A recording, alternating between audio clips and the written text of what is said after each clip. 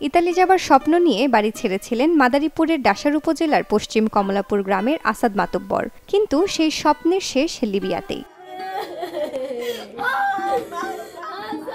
2 বছর আগে 17 লাখ টাকায় ইতালি যাওয়ার চুক্তি হয় স্থানীয় এক দালালের সাথে। দফায় দফায় নেওয়া হয় 42 লাখ টাকা।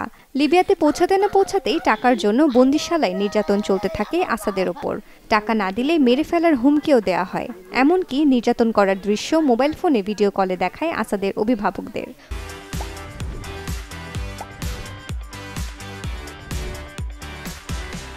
পরে বাধ্য হয়ে কয়েক দফায় নগদ এবং ব্যাংকের মাধ্যমে 42 লাখ টাকা নেয় দালাল চক্র। লিবিয়ায় বন্দি থেকেও পরিবারের সাথে প্রতিদিন যোগাযোগ করতে পেরেছিলেন আসাদ। হঠাৎ লিবিয়া থেকে ফোন আসে আসাদ মারা গেছেন, কিন্তু পরিবারের দাবি আসাদকে টাকার জন্য পরিকল্পিতভাবে হত্যা করেছে দালাল রুবেল ও তার সহযোগীরা। সন্তান তো গেছেই, আমার সন্তান তো আর পাবো না, কিন্তু আমার সন্তান যারা করছে এগো জানি উপযুক্ত বিচার আমি সরকারের কাছে চাই।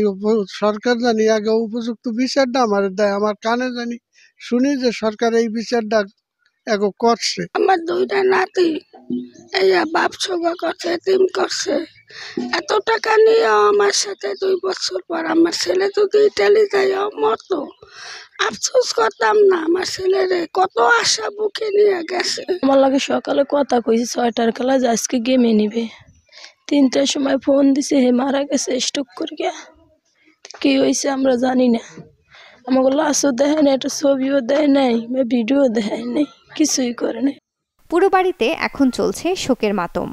তো মঙ্গলবারে বলতেছে যে মারা গেছে, মারা যায় নাই, স্ট্রোক করে মারা গেছে বলছে, কিন্তু আসলে মারা যায় নাই, মাইরে ফেলাইছে তারা। মাদারীপুরবাসী যাতে এরকম না হয়, কোনো মায়ের বুক যাতে না খালি হয়, এই দালাল চক্র এটা এখন থামানো উচিত। আমাদের আর কোনো ভাই বোনেদের জানি এভাবে জানি হত্যা যদি না হয়, এটা আমার কঠিন বিচার চাই। আমরা দাবি করি দালালের শাস্তি হোক। সরকারের কাছে আমাকে এত দিয়ে যাবে। 4 সন্তান ছিল, একটা সন্তান আজকে নিলুপ্ত হয়ে গেল। আসাদের সাথে যা ঘটেছে তা আর যেন না ঘটে তার আশ্বাস এই পুলিশ কর্মকর্তার।